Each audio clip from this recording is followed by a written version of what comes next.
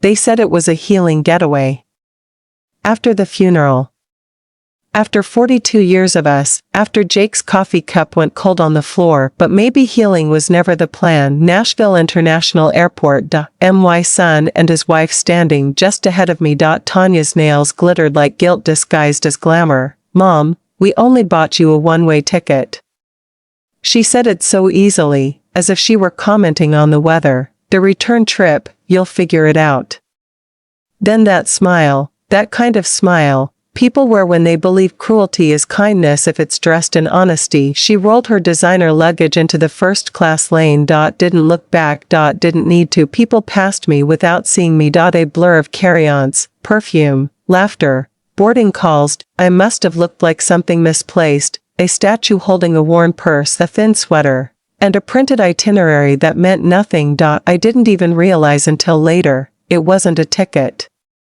It was a prop. They never meant for me to come back. They never meant for me to matter. A week earlier, Tanya had called it a family trip. Mom, you need to get out of the house, she'd said. You've been crying too much since Dad passed.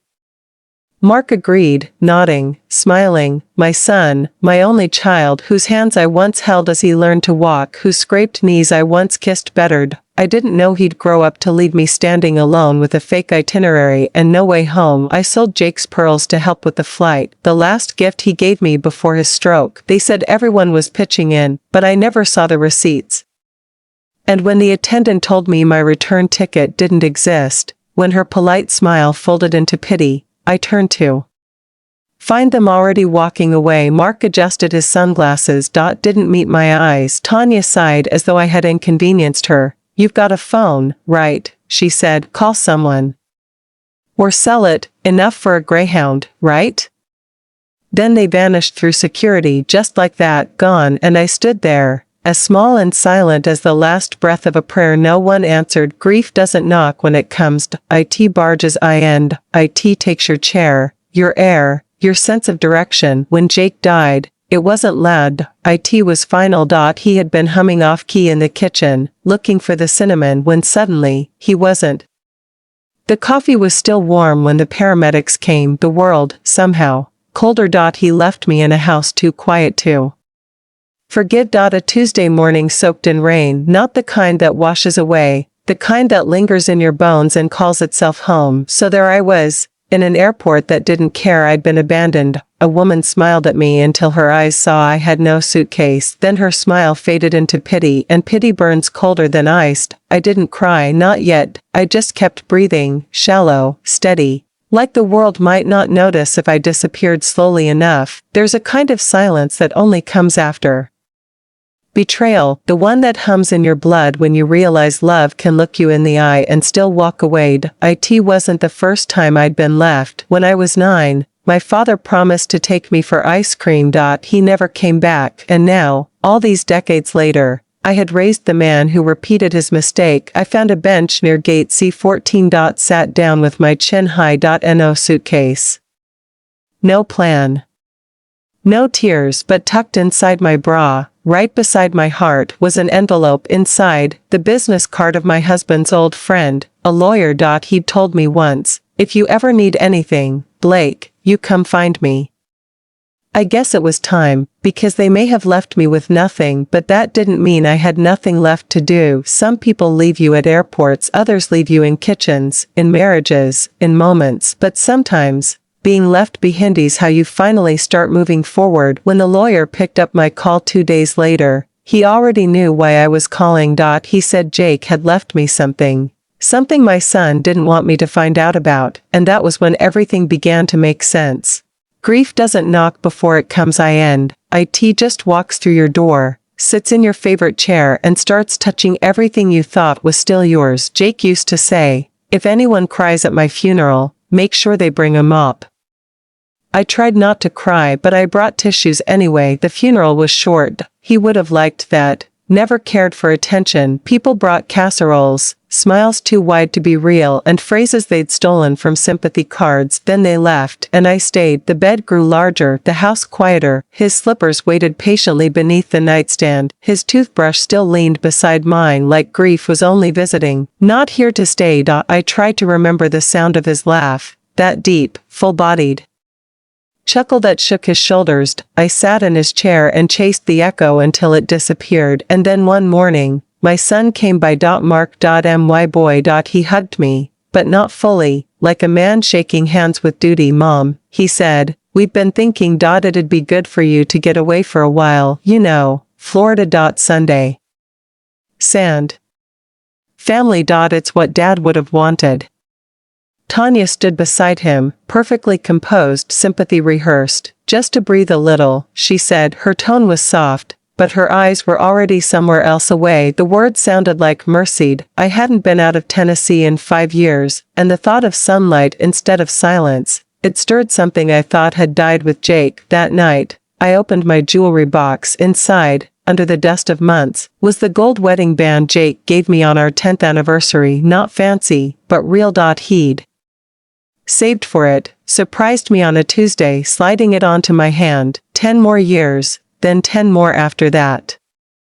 He kept his promise. I didn't. The pawn shop smelled of old wood and worn regret. You sure, ma'am? The man asked. I nodded. I wasn't sure, but I nodded anyway. I used the money to pitch in for the trip. Tanya had said everyone would contribute, and for the first time in weeks I felt useful, included, seen. That night, I cried, not just for Jake, but because hope had dared to come back, even if it was only pretending. Packing felt sacred. I folded my softest sweater, the one Jake used to say made me classy as hell. I slipped his photo into the front pocket, a paperback I'd been meaning to read, and a folded tissue. Just in case. I didn't know then that everything I packed would vanish, that by the time I reached the airport I'd be standing alone at gate B22 with nothing but that photo and the sound of my own disbelief. The check-in counter smelled like burnt coffee and heartbreak. Ma'am, the attendant said, eyes flicking nervously to her screen. There's no return ticket under your name. I blinked. It should be under Monroe. I'm with my son's family. She typed again. I see a Monroe group, 6 passengers. You're not listed. Her voice was polite, practiced, the kind of politeness people use when they'd rather not watch someone fall apart. Would you like to purchase a separate return? She asked. But I wasn't listening anymore, because I had already seen them, Mark and Tanya, near the coffee stand, laughing at something on her phone. Mark, I said softly, walking up to them, the paper shaking in my hand. The agent says I don't have a return flight. He looked up, startled, then smiled. A fragile, broken thing. Oh, right, yeah. We thought you might want to stay longer, enjoy the quiet, you know? Tanya didn't even look up. No point pretending, she said finally. We only bought you a one-way. Blake, flights are expensive and you're retired. You've got time.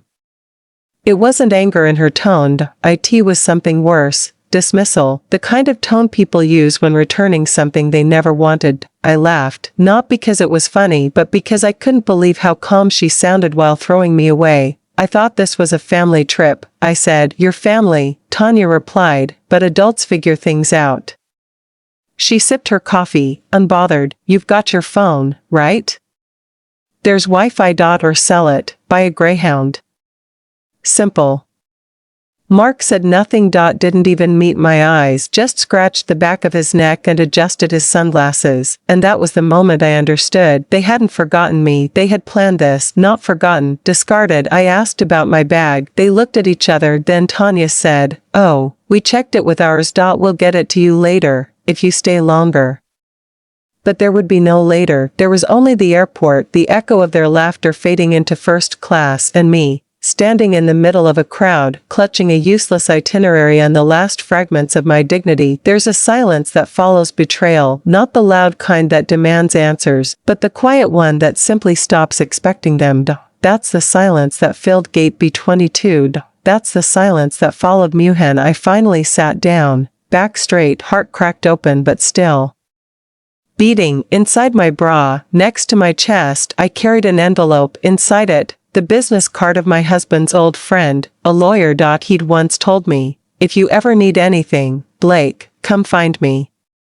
I guess it was time, because being left behind doesn't mean you stop moving. Sometimes it's how you start walking again, towards something that finally belongs to you. Some losses break you, some losses build you quietly, but the cruelest kind, the ones done with a smile, teach you how to stop asking for a seat at someone else's table.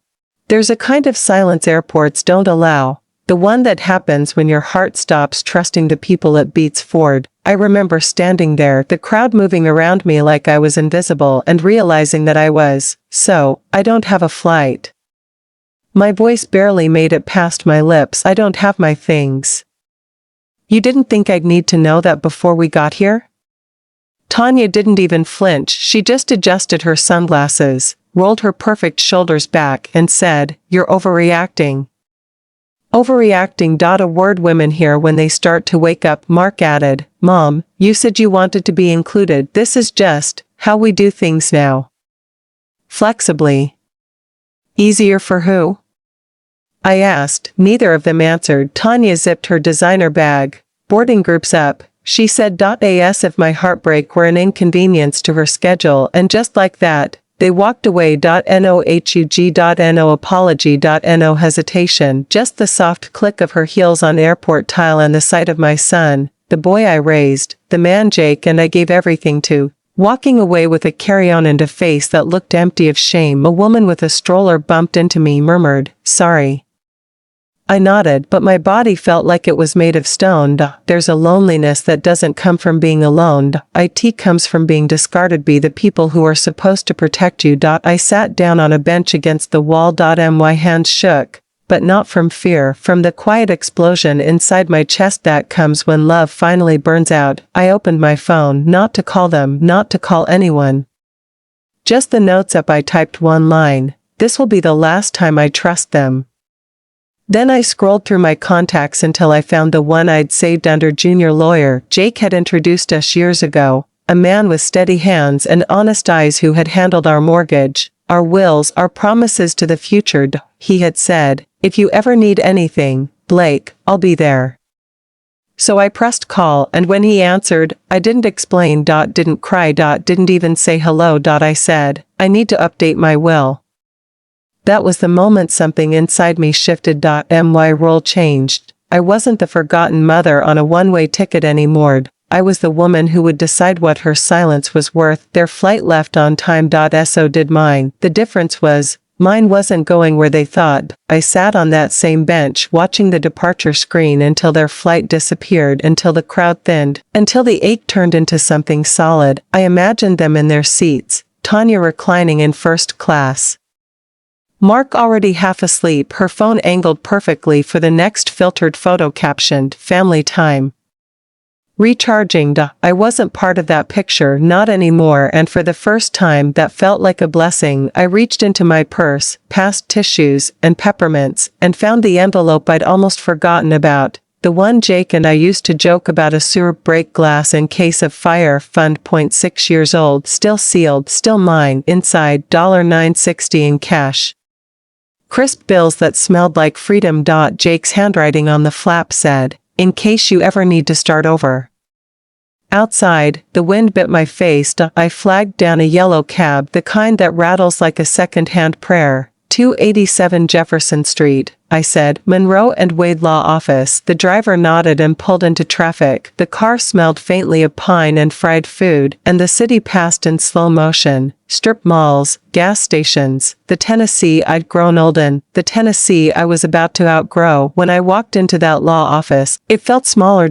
Or maybe I'd grown. Junior was still there, older, slower to rise, but his handshake was firm. "Blake," he said, "I haven't seen you in years. I was sorry to hear about Jake." I nodded, sitting carefully in the chair opposite him. "I'm here because I need to change my will."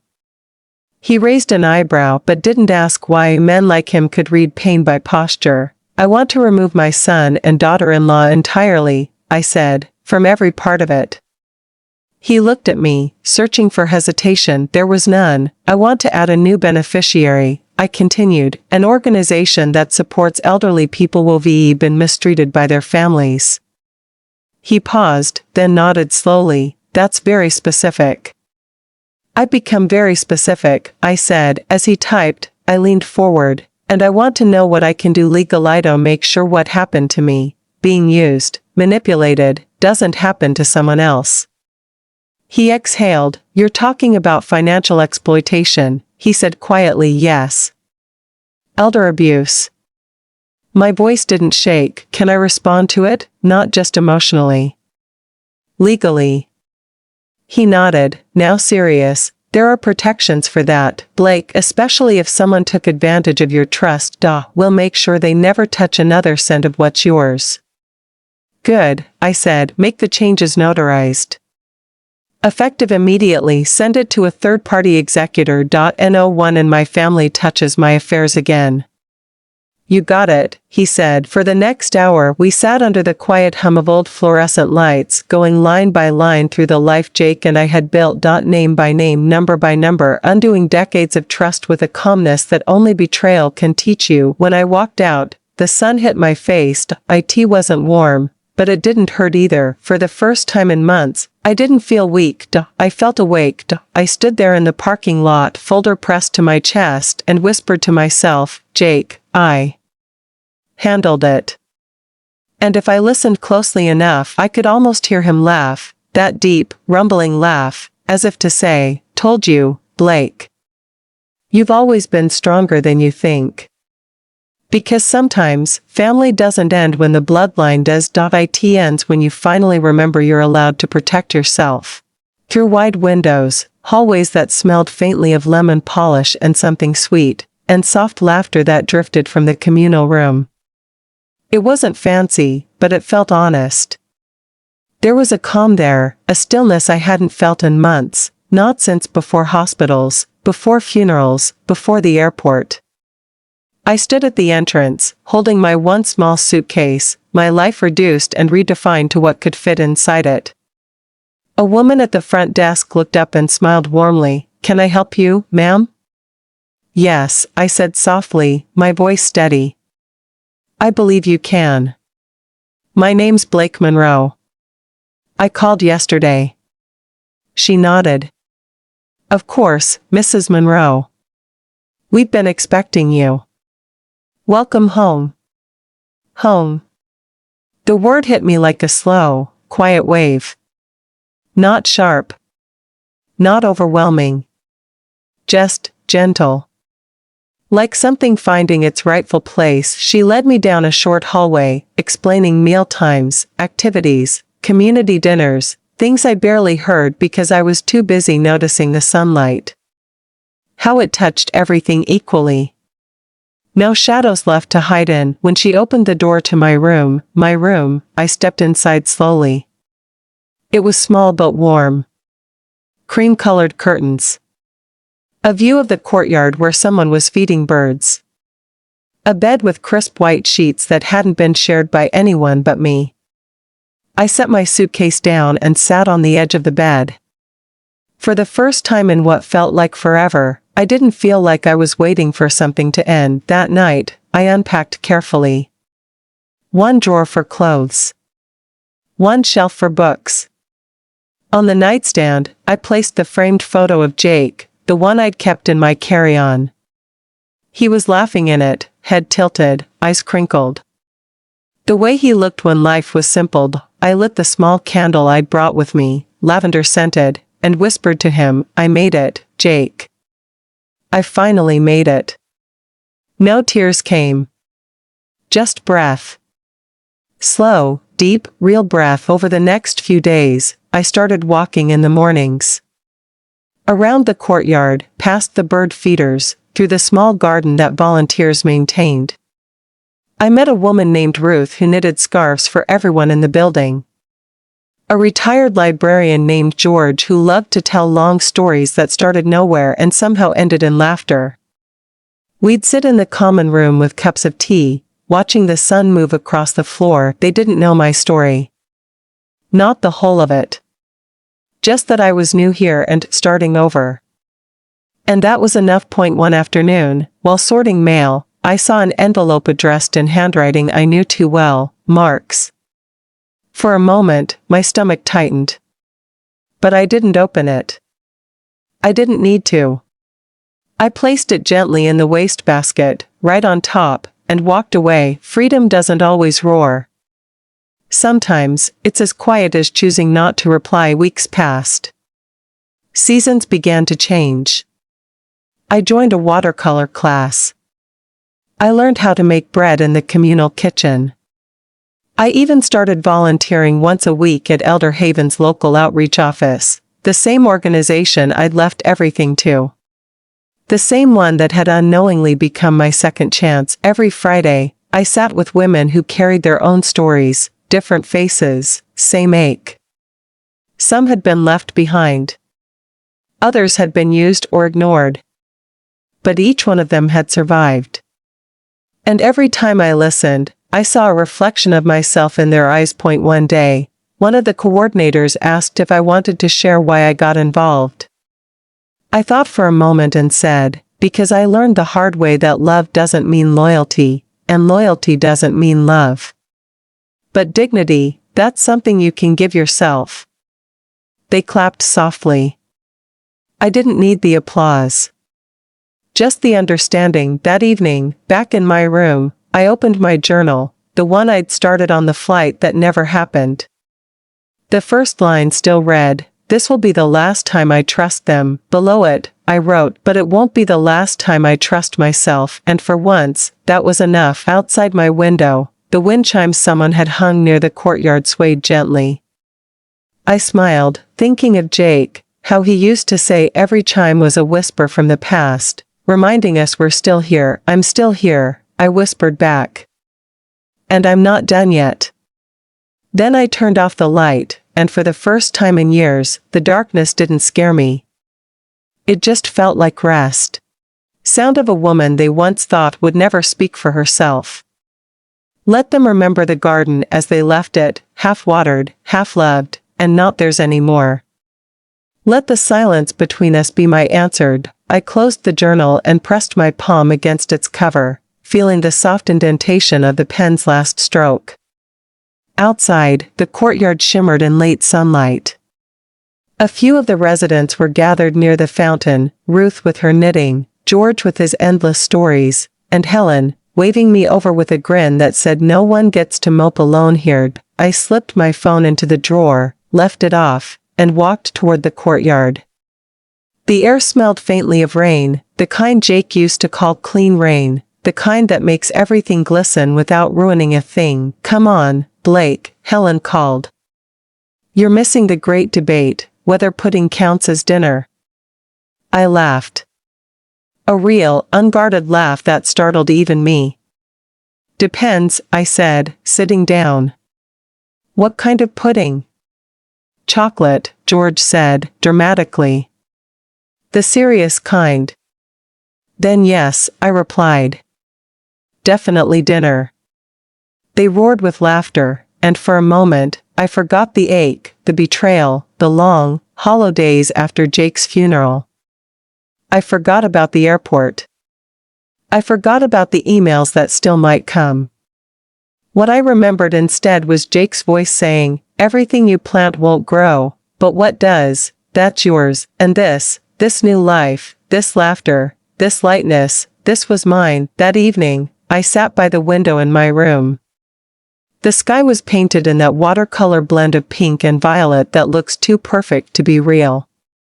I thought about the letter I'd written to Elder Haven when I finalized the donation, the part where I wrote, "If anyone ever asks why I gave it all away, tell them it wasn't out of bitterness. It was out of belief that what's broken can still build something beautiful." Below that line, I'd signed my name not as Mrs. Monroe, but as Blake. Just Blake.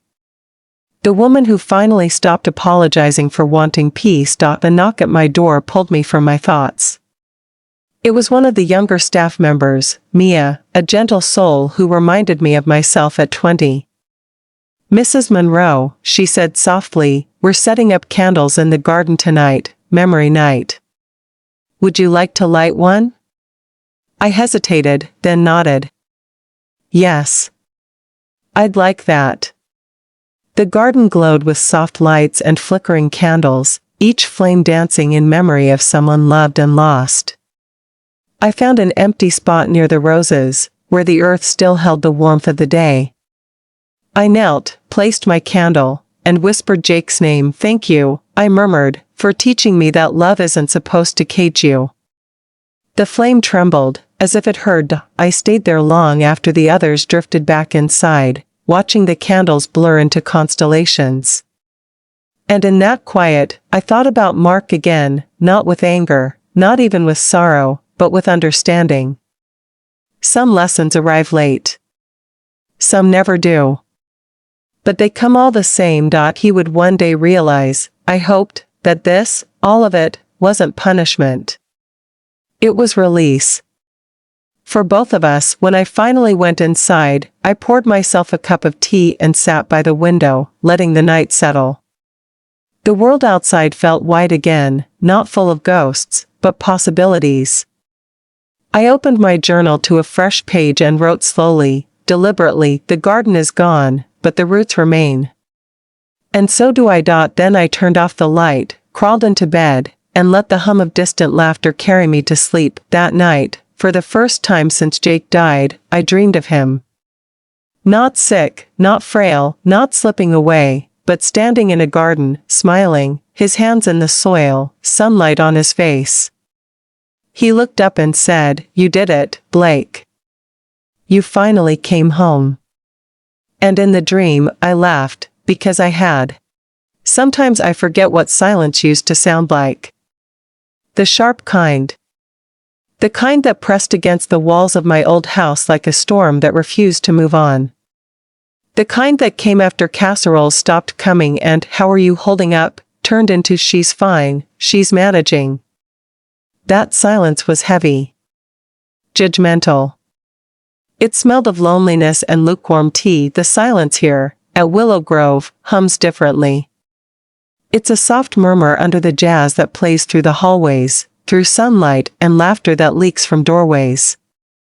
It waits for you. It makes space for you.